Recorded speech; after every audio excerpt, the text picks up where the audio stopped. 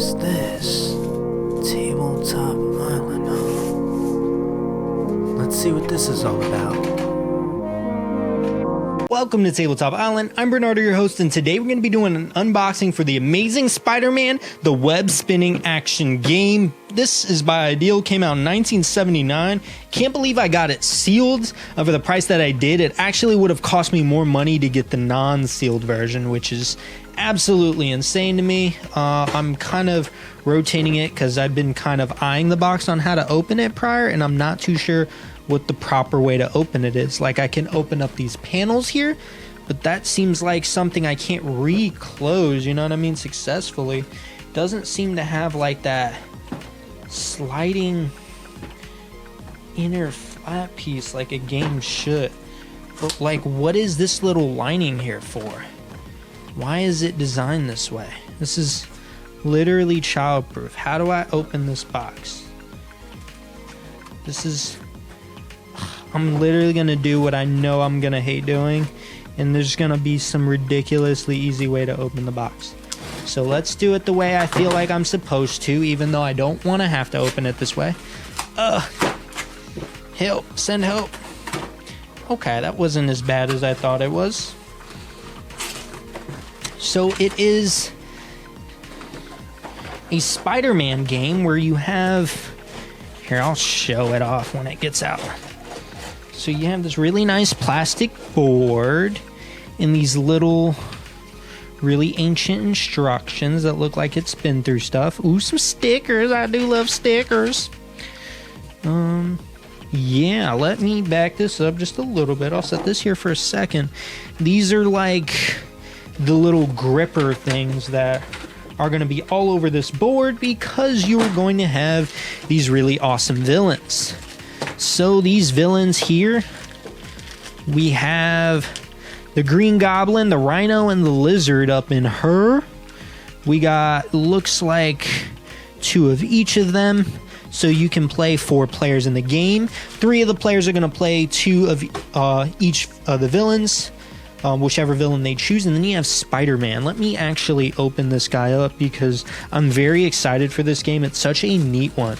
I don't really know how it works, so hopefully pulling this doesn't do too much. But you basically have this string. I don't know how well you guys can see this. Here, I'll put it against my arm, although I'm like super hairy, so I don't know how well that works. But yep, you can kind of see it there. The string kind of comes out, and you kind of use this board in these grooves to kind of wrap around and tighten up on villains and remove them from the game, kind of trap. That's kind of the gist of what I got, but that's really all I have for it. I'm guessing this is a manual crank. Man, I wish it was a button, but I guess I understand. I really don't understand. I'm sad. But I'm just kidding. But no, look at Spider-Man. Yo, he is ready to get it. Ooh, this is so exciting. I'm excited to see how that, like, I don't understand how this is gonna work. Ooh, this is cool. So just to kind of show you, I'm kind of scared to pop one of these out because I don't really know how it's supposed to pop out. Is it supposed to just pop out like that? I'm kind of scared. Let me look at the instructions. Blah, blah, blah, not really reading it. Blah, blah, blah, not really reading it. Get to the part I care about. So those little flowery looking pieces go on each end of the board, but it doesn't really tell me how yet because my patience level isn't the highest. Setting up the game, plastic, remove parts from the plastic runners, make sure all pieces have a smooth edge, discard the runners, bumpers, feet, underside of the playing board. Oh, the bumper's feet. Wait, what? Oh, no, there's nothing really here. Oh, these are the bumpers. Oh, so fancy. Yeah, we'll get to the looking into that a later time. I might do that outside of camera because that sounds like a lot of work. And I don't feel like learning a lot today. But I'm going to zoom in a little bit, so bear with me. Okay, So we got the zoom in, and this little centerpiece here is kind of where Spider-Man's initially gonna sit. I could be wrong. Let me look at the instructions again and act like I'm looking. It looks like where the spinner goes. Oh, that's cool. You know, I remember seeing a spinner, but I didn't remember it that well. And I think there might still be stuff in this box, but I'll look in a second. Let's pull out the villain since... Oh, okay. So this... I don't know what this is, but I know this comes off. This is a little web piece. I know this piece comes off. Ooh, this looks like the little spinner piece because it's an arrow. But the other piece doesn't look like the bottom of the spinner piece because it goes outwards just like that. That's weird. Huh. So, but when it comes out, maybe the rubber stopper piece goes under that. This just doesn't look like it would go there because, again, it's like, no, it doesn't make sense. All right, I'll figure that out too.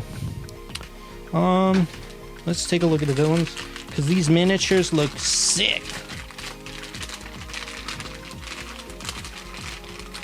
As y'all know, I love 3D board games, especially 3D vintage games, because they knew what they was doing. Look at these. All right, so let's start with my boy Rhino. Yo, that's the boy. Yeah, I like Rhino the most. Then we got Lizard.